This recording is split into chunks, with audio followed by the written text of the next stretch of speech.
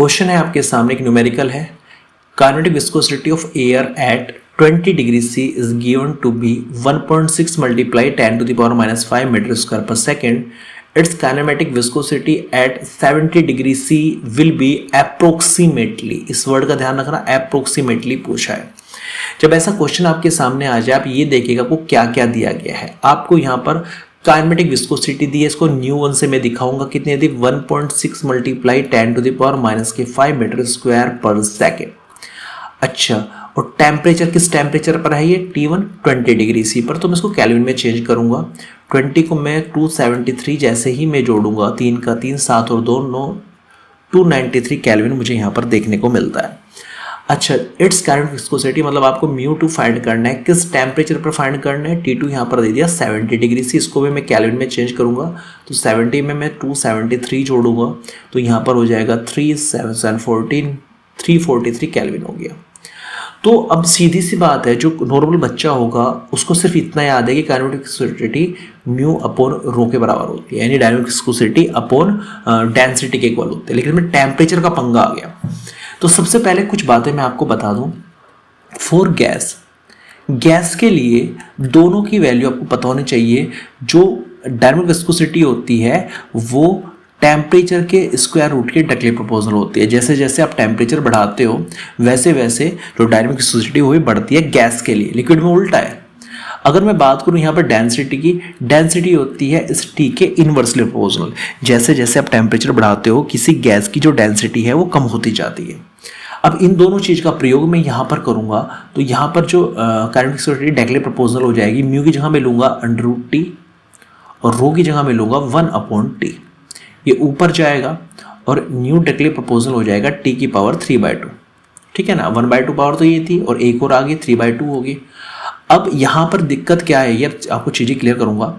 जैसे अगर आप वैल्यू यहाँ पे रखोगे, देखो 1/2 का फॉर्मूला बनाना आपसे आना चाहिए। अगर A प्रोपोर्शनल टू B है तो लिख सकते हैं A1/A2 इक्वल्स B1/B2। तो सेम यहाँ पे मैं 𝜇1/𝜇2 इक्वल्स T1/T2 का स्क्वायर, सॉरी 3/2 है यहाँ पे। तो अगर आपके पास कैलकुलेटर अलाउ है पेपर में तो आप सिंपली इसको सोल्व कर दिए, आपको एग्जैक्टली आंसर मिल जाएगा। लेकिन अगर आपके पास कैलकुलेटर अलाउ नहीं है उस सिचुएशन में आप इसको डिवाइड कीजिएगा, क्योंकि किसकी पावर 3/2 करना थोड़ा सा कॉम्प्लिकेशंस तो बनाएगा ही। ये आ जाएगा लगभग 1.5, तो ये आ गया T1/T2 की पावर 1.5। अच्छा, मैं राउंड ऑफ अगर मैं करूँगा तो इसको T1/T2 का स्क्वायर भी मैं लिख सकता हूँ। ठीक है, बस तो 3/2 को आप स्क्वायर लिख दीजिए और तब सोल्व कीजिए, क्योंकि तब इसमें अप्रोक्सीमेटली कहा गया है। तो 𝜇1 की वैल्यू आपको कितनी दी गई है, 1.6 multiply 10 to the power minus के 5। 𝜇2 की वैल्यू मुझे फाइंड करनी है। देखिएगा यहाँ पे इसी प्रकार यहाँ पर जो T1 दिया हुआ है वो दिया हुआ है T1 यहाँ पर 293 केल्विन और T2 दिया है 343 केल्विन का स्क्वायर करेंगे।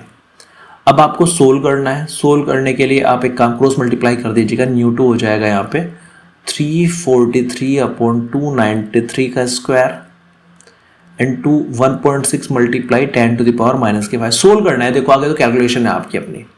इसको सोल्व करूंगा ना, 293 को 343 से डिवाइड करूंगा तो लगभग आ जाएगा 1.17 का स्क्वायर और into 1.6 multiply 10 to the power minus के 5। इसको मैं सोल्व करूंगा अगर तो लगभग मुझे देखने को मिलने वाला है 2.19 multiply 10 to the power minus के 5 मीटर स्क्वायर पर सेकेंड।